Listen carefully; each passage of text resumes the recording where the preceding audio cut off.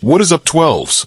Why I have to share today is going to hit every one of you right in the feels, especially while we are still out here celebrating that ring. Being on top of the world is incredible, but the price to stay there is steeper than anyone imagined. There's some major behind-the-scenes moves happening that could change the entire look of our offense and defense before next season even kicks off. It is a party atmosphere in Seattle, but the front office is playing a high-stakes game of chess. You are not going to believe the news today.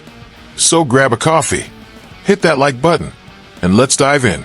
We are pushing for 1,000 subscribers to keep the 12th man voice loud. So subscribe now and join the flock.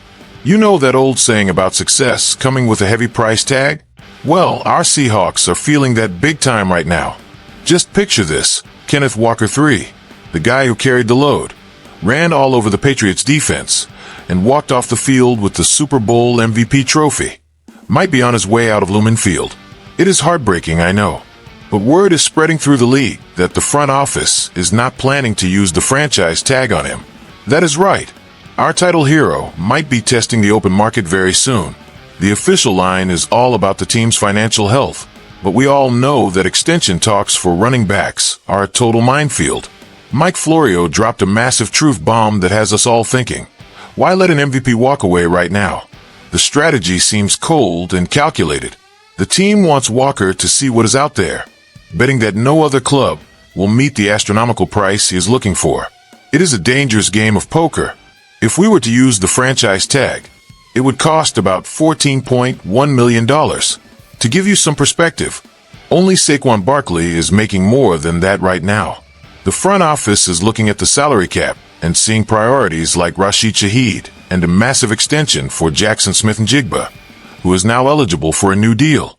It is the age-old question. Do you pay the guy who scores the points or the guy who grinds out the yards? Walker was an absolute beast while Charbonnet was out, putting up over 300 yards and 4 touchdowns in the playoffs.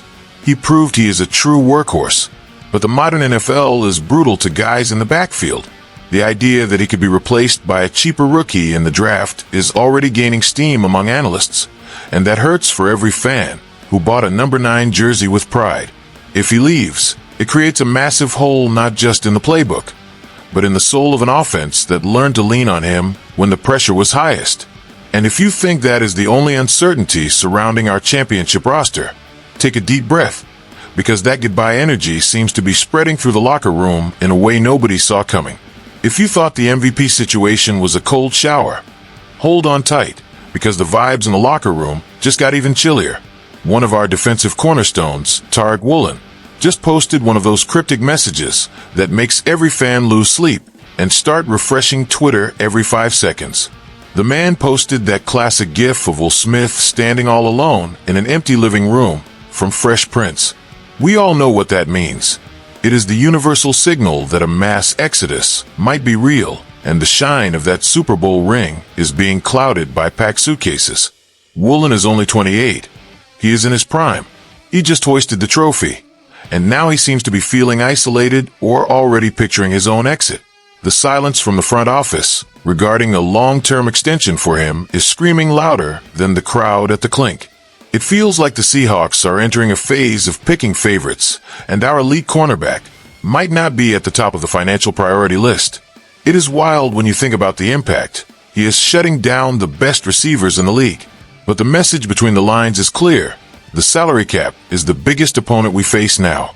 With the news that Kenneth Walker III likely won't get tagged, Woolen's post feels like a painful confirmation that our championship core is being dismantled right before our eyes. Analyst Bucky Brooks already laid it out. The NFL is a business, and it is never personal. But for us, the fans who celebrate every interception, it feels personal as hell. Seeing Woolen post something like that suggests he has already realized the plan for 2026 might involve fresh blood and cheaper contracts coming straight out of the draft. It is a massive risk to let go of proven elite talent to bet on potential, especially when you just proved the current formula works. The fans are losing it in the comments, and the fear of a historic roster tear down is very real. And if you think the chaos stops with the defense, get ready, because a very popular veteran situation just took a definitive financial turn. If you thought a total rebuild was inevitable across the board, take a second to breathe, because the front office actually decided to open up the checkbook for a veteran that many thought would be cut. The Seahawks made a $9 million decision that guarantees Cooper Kupp will stay in Seattle for at least one more season. The deadline to release him before that money became fully guaranteed passed on February 13th, and the team's silence was all the confirmation we needed. Keeping Kupp is a strategic move that shows exactly how much the coaching staff values his chemistry with Sam Darnold. He might not be that young kid putting up 10 touchdowns a year anymore, but when things get tight, like we saw in the Super Bowl, he is still the safety blanket where the ball needs to go. This financial decision is sparking a massive debate among the 12s. While some are hyped to keep a legend around, others are asking if that $9 million wouldn't have been better spent on re-signing young stars like Kenneth Walker or Woolen. Coach Mike Macdonald didn't hold back the praise, calling Kupp a force multiplier and even a future Hall of Famer. For Macdonald, his value goes way beyond the stat sheet. He is the leader in that locker room, the guy who teaches the young players how to stack their releases and read opposing coverages. It is the kind of intangible stuff that advanced stats can't track, but the coach sees it as essential for defending the title in 2026. However, the risk is real. Kupp has dealt with the injury bug and doesn't have that same explosive burst from a few years back. Betting on him as a centerpiece, while letting the Super Bowl MVP test the market, is a high-stakes gamble that could define the success or failure of the next campaign. If he stays healthy, we have one of the smartest receiving core in the league alongside Jackson, Smith, and Jigba. But if age starts to catch up, the fans are going to hold the front office accountable for this choice.